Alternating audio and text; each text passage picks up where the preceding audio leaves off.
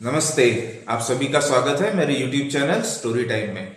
आज हम देखेंगे एपिसोड 7 ऑफ सीजन 1 भैरव बाबा। तो चलो शुरू करते हैं। अब तक ये बात सब पूरी जगह फैल चुकी थी कि करिश जो है वो वापस आ चुका है, वो अपने कैद से रिहा हो चुका है, निकल चुका है वहां से, और ही इज जो चीज करते आ रहा था उसने फिर से शुरू कर दी है। तो तांत्रिकों में काफी ऐसा डर का माहौल फैलने लगा धीरे धीरे। मोस्ट ऑफ जनरेशन ज्यादा से ज्यादा जो तांत्रिक लोग थे वो यंग जनरेशन के थे, वो बहुत बाद के थे, तो उनको पता नहीं था कि करिश का जो टेरर है या करिश की जो ताकत है वो किस अंदाज या किस लेवल तक आगे बढ़ चुकी है, या वो क्या क्या कर सकता है। इस बारे में नई जनरेशन को कुछ पता नहीं था, बट उनको ये बात पता थी कि वो जो बंदा है करिश, उसने बहुत ज्यादा साधुओं की हत्या की है। उसने खुद को एस्टेब्लिश करने के लिए पूरी की पूरी ये साधुओं को जो सिस्टम होती है उसको उधेड़ के रख दिया था किसी जमाने में। बस उनको इतना ही पता है। तो ये सारे हमारे नौ जो मांत्रिक है वो लोग सेठ जी के ऑफिस में बैठे हुए होते हैं, और उन्हीं में से एक पूछता है महाराज जी से कि महाराज जी, एक करिश वापस आ गया है, तो ऐसा क्या किया था करिश ने, क्यों इतना ज्यादा ये बाकी के लोग डरते हैं, या फिर उसका नाम इतना ज्यादा क्यों है। महाराज जी ने उनसे एक बात पूछी। बोले, तुम में से कितनों को पता है कि 1966 में क्या हुआ था? बोले, 66 में तो साधुओं पर हमला किया गया था पार्लियामेंट के बाहर, हमारे सैकड़ों साधु मारे गए थे उसमें। महाराज जी ने दूसरी बात उनसे पूछी कि एक साधु कितने सैनिकों से एक बार में लड़ सकता है? एक नागा साधु अगर हम लेके चले तो कितने सैनिकों को संभाल सकता है, कितने पुलिस वालों को संभाल सकता है? सब लोग जो तांत्रिक लोग थे वो एक दूसरे की तरफ देखने लग गए, बट उनमें से जो सीनियर था वो थोड़ा मुस्कुराया और उसको बोला, महाराज जी, एक साधु तो 100-200 को तो आराम से देख लेगा। अगर वो सही में उतना सिद्धि उनकी वहां तक पहुंची तो 100-200 तो कुछ भी नहीं है उसके सामने। महाराज भी उनकी तरफ देखे, बोले, तो मुझे बताओ कि 20, 40, 50 पुलिस वाले गन लेके फायरिंग कर रहे हैं तो साधु मरेंगे कैसे वहां पे? हमारी ताकत इतनी ज्यादा थी उस वक्त वहां पे, नागा साधुओं की ताकत दिल्ली में इतनी ज्यादा थी कि वो आराम से रोक सकते थे, पर रोक नहीं पाए। क्यों? ऐसा पूछते ही सभी के दिमाग में करिश का नाम आ जाता है। उस वक्त करिश ने इस तरीके का वहां पे जादू किया था जिसका अंदाजा भी नहीं था हम में से किसी को। अब ये हम में से शब्द आने के बाद काफी ऐसे देखने लगते हैं बाकी के लोग कि ये महाराज भी 1966 में थे उस आंदोलन में। बट ठीक है, हम में से कई लोगों को ये अंदाजा भी नहीं था कि ऐसा कुछ किया गया है। और जब हमने हमारी शक्तियों को इस्तेमाल करने की कोशिश की खुद को बचाने के लिए, वो सारी शक्तियां फेल ठहर गई, वहां पे कुछ भी नहीं हो पाया, और अंधाधुंध फायरिंग हुई थी उस वक्त। हमारे सैकड़ों साधु, हमारे सैकड़ों बंधु मारे गए थे, और इन सब के पीछे बस ये करिश की जो महत्वाकांक्षा थी कि सत्ता में बने, वो पूरे स्पिरिचुअल वर्ल्ड पे, पूरा जितनी भी आध्यात्मिक जगत है उस पे वो उसको काबू करना चाहता था। इस इच्छा से उसने उसको विरोध करने वाले जो लोग हैं, जो साधु हैं, जो करपात्री महाराज थे, हम लोग थे, हम सभी जो आंदोलन करने वहां पे गए थे, उन सभी को मारने की इच्छा से, हमेशा के लिए रास्ते का कांटा खत्म करने की इच्छा से वहां पे जादू किया था, और हमारी ताकतें कुछ नहीं कर पाई। ये सब बताते हुए महाराज जी काफी जो थे उनका मन विचलित हो गया था, क्योंकि वो पूरा नजारा उनके सामने खड़ा था।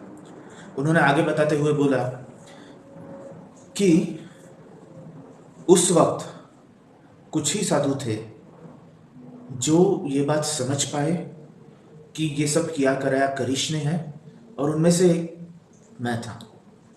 हम लोग करीबन 7-8 साधु ऐसे थे जिन्होंने करिश को उस वक्त पहचाना था। वो जादू को तोड़ के वहां तक पहुंचे थे, सोर्स तक के।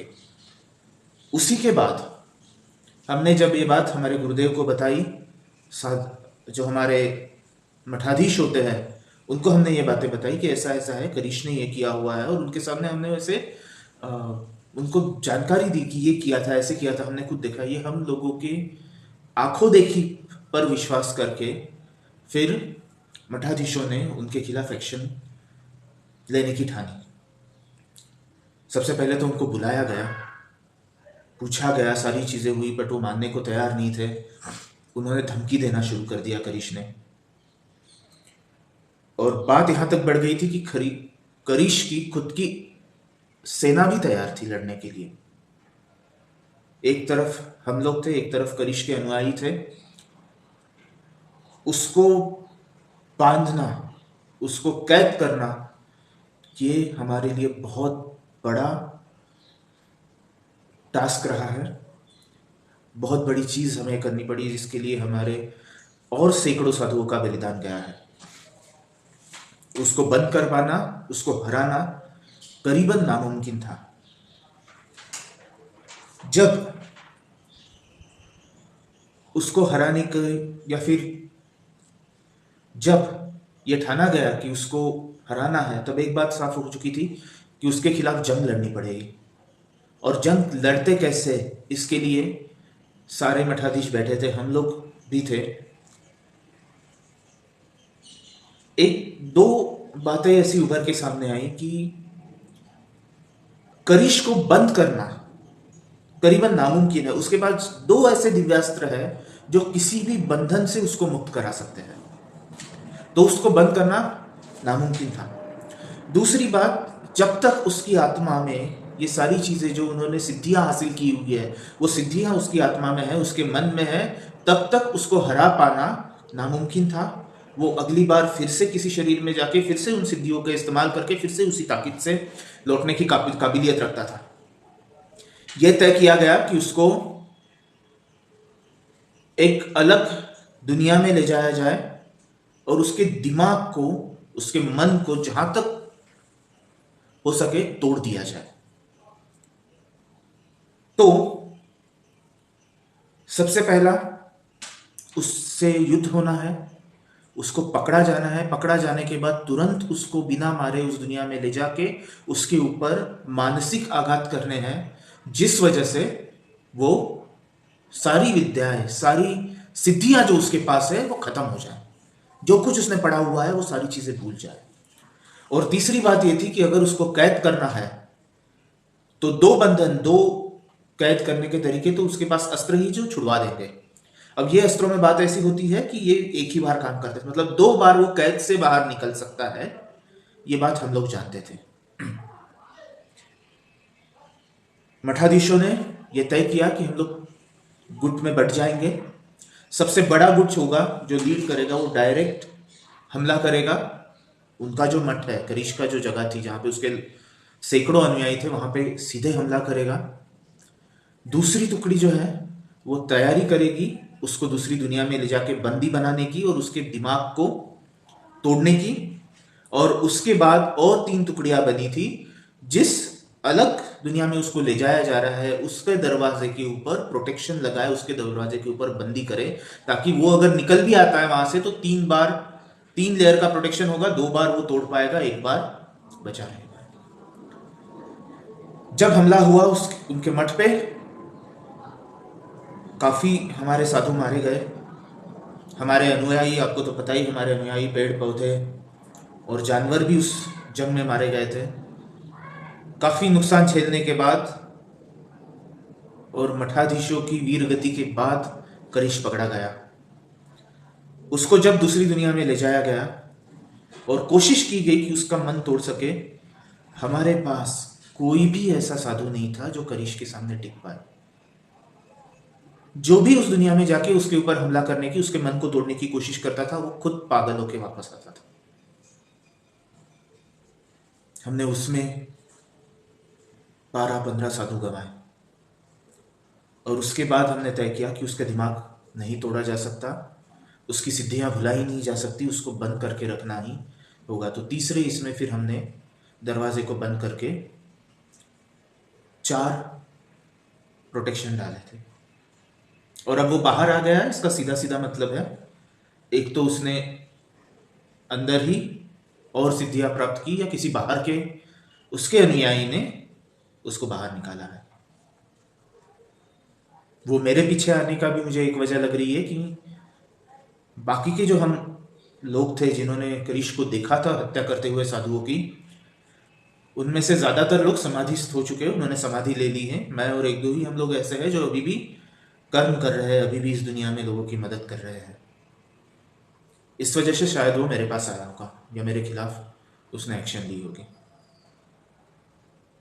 ये बातें सुन के सारे साधु जो है, सारे मांत्रिक है, वो बस स्तब्ध थे।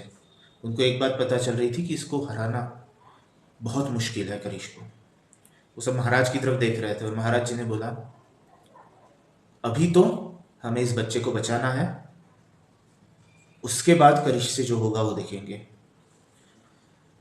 तो अभी बच्चे को कैसे बचाया जाए। जैसा कि मैंने आपको बताया, उस घर के ऊपर करिश ने एक कवच निर्माण किया हुआ है, एक बबल निर्माण किया हुआ है, जिसके अंदर वो सारी चीजें कंट्रोल कर सकता है। वो खुद उस बबल में प्रवेश नहीं कर सकता, तो इस वजह से बबल के अंदर जो कुछ भी घटनाएं होती है उसको वो भले ही कंट्रोल करे, अटैक करे, बट खुद वहां पे पर वो नहीं आ सकता है। एक ने पूछा, महाराज जी वो क्यों नहीं आ सकता है खुद? महाराज जी बोले, एक काम करो, अपने सामने एक आईना लगाओ, पीछे एक आईना लगाओ, तुम्हें खुद के कितने चेहरे दिखाई देंगे इनके पीछे? बोले, वो तो बहुत ज्यादा दिखाई देंगे। वही चीज होती है, अगर जो कंट्रोल कर रहा है, जिसके ऊपर जिसने पाश फेंका हुआ है उस जगह पे, वो खुद ही उस पाश के अफेक्टेड एरिया में चला जाए, तो फेंकने वाला भी वो, जो पकड़ा गया है वो भी, वो खुद, ऐसे वक्त पे वो कंट्रोल नहीं कर पाते। ये सिद्धि ऐसे काम नहीं करेगी, तो वो अंदर नहीं आ सकता। हम अंदर जा सकते हैं, लेकिन हम अगर उस घर में जाते हैं तो वो जान जाएगा हम वहां पे क्या कर रहे हैं, कैसे कर रहे हैं। तो सबसे पहली बात हमें ये करनी पड़ेगी कि उसको भ्रमित करना पड़ेगा, कि उस घर के ऊपर अगर हम उसको भ्रमित कर भी देते हैं तो भी अमावस्या की रात को, या शायद मुझे लगता है आज रात को ही करिश अपना हमला कर देगा। ऐसे वक्त पे बाहर से आने वाली ऊर्जा के अटैक से, ऊर्जा के हमले से हम किस तरह इस घर को या इस घर के लोगों को बचा पाए, ये दूसरी बात है। और तीसरी बात यह है कि रोशन यानी सेठ जी का बच्चा, रोशन जब रात को तड़पते हुए उठा था, उस वक्त कोई प्रेतात्मा उसके ऊपर हमला किया था। वो प्रेतात्मा कहां से आई, कैसे आई, ये उस घर में जाके हमें जांचना होगा। पर उस घर में हम तब तक नहीं जा सकते जब तक हम करिश को भ्रमित ना करें, उस घर को प्रोटेक्ट ना करें। उसके बाद ही हम उस घर में प्रवेश करेंगे। और ये सब करने के लिए मुझे ऐसा लगता है कि हमारी जो साध्वी जी है वो ये काम कर सकती है। उन्होंने साध्वी गौतमी की तरफ देखा, जिन्होंने प्रणाम किया, बोले, जी महाराज मैं कर सकती हूँ। पर और एक बात थी कि ये सब करते हुए करिश को पता भी नहीं चलना चाहिए कि हम ये सब कर रहे हैं। तो किस तरह से किया जाए? महाराज जी बोले, जैसा कि मैंने अभी बताया कि हम लोग एक साधु, एक तांत्रिक सैकड़ों की सेना से लड़ सकता है। हम लोग पेड़ पौधों को हटा सकते हैं, उनको हमारे लिए इस्तेमाल कर सकते हैं। अब ये जो तंत्र विद्या करिश ने की हुई है, जहां से उसने मिट्टी ली थी, वो मिट्टी का जो जगह है वो मिट्टी याद रखती है। कैसे याद रखती है? तो वहां से एक जगह या एक जीवित पेड़ कितने दूर है, उस तरीके से वो जगह याद रखती कि हमें यहां से प्रोटेक्शन रखना है। अगर हम उन पेड़ों को ही अंदर की ओर ले जाएं तो जो जगह मिट्टी है उसको याद करने के लिए वही होगा, पेड़ों से कितने दूरी पे है, और जो कवच है वो अपने आप सिकुड़ जाएगा। हमें 2 से 3 फीट की जरूरत है। दूसरी बात यह है कि जब हम ये करने जाएंगे उस घर पे, उस वक्त हमें आजू बाजू के लोगों को भ्रमित रखना होगा, कोई ये ना देख पाए कि हम क्या कर रहे हैं। यहां तक के सभी को समझ में आ गया था। उसके बाद सबसे पहला प्रोटेक्शन लेयर हमें बनाना पड़ेगा, जो है भ्रमित करने के लिए, और उसके अंदर से, मतलब जो करिश का बबल है उसके ऊपर, बट भ्रमित वाले से नीचे और एक हम लोग कवच निर्माण करेंगे जिसके बारे में करिश को पता नहीं होगा, और जब भी करिश हमला करने की कोशिश करेगा वो कवच उसे बचा लेगा। जो 2-3 साधु थे उनको सबसे पहले महाराज जी ने बताया कि आपको पेड़ों को आगे की तरफ, घर की तरफ बढ़ाना है, और मिट्टी के 2 स्टेप्स में जो है मिट्टी आपको लेके आनी है। दूसरी बात गौतमी जी को उन्होंने बताया कि आप सबसे पहले सम्मोहन विद्या का प्रयोग इनके ऊपर कीजिए, ताकि ये जो साधु वहां पे जा रहे हैं घर के पास, इनको पता, किसी को पता ना चले कि ये कर क्या रहे हैं, ये बाकी के लोगों की आंखों से, उनकी नजरों से बचे रहे। गौतमी जी ने अपनी ताकत का इस्तेमाल किया और उन तीनों को जो है एक तरीके से अदृश्य कर दिया जमाने के लिए, ताकि वो घर के पास आसपास जो कुछ भी एक्टिविटीज कर रहे हैं, मट्टी ले रहे हैं, मंत्र जाप कर रहे हैं, वो किसी को पता न चले। और वो 3 साधु वहां से आगे बढ़ गए। दूसरी बात महाराज जी ने दूसरे साधुओं को बताई कि आप सेठ जी से मिलके उनके घर का जो नक्शा है वो बना लीजिए, और उस हिसाब से एक घर बाहर से और अंदर वो नक्शा डाल के तैयारी कीजिए, हमें ये जल्द से जल्द पूरा करना है, तो आप इस काम में आप लोग लग जाइए। और सबसे आखिरी बात थी, अंदर जाके ये तहकीकात करनी है कि जो रोशन रात को नींद से उठ के तड़प रहा है उस पर किस तरीके का हमला हो रहा है। तो इसके लिए महाराज जी ने बोला कि मैं खुद जाऊंगा, जैसे ही हमारा सम्मोहन कवच तैयार हो जाता है घर के इर्द गिर्द, वैसे ही मैं घर में जाके वो चेक करके आऊंगा कि ये हमला किस तरीके से हो रहा है। धन्यवाद दोस्तों, आज की स्टोरी यहीं तक है। ये एपिसोड आपको कैसा लगा कमेंट में जरूर बताइएगा। अच्छा लगा तो लाइक कीजिए, शेयर कीजिए और सब्सक्राइब कीजिए। नमस्ते।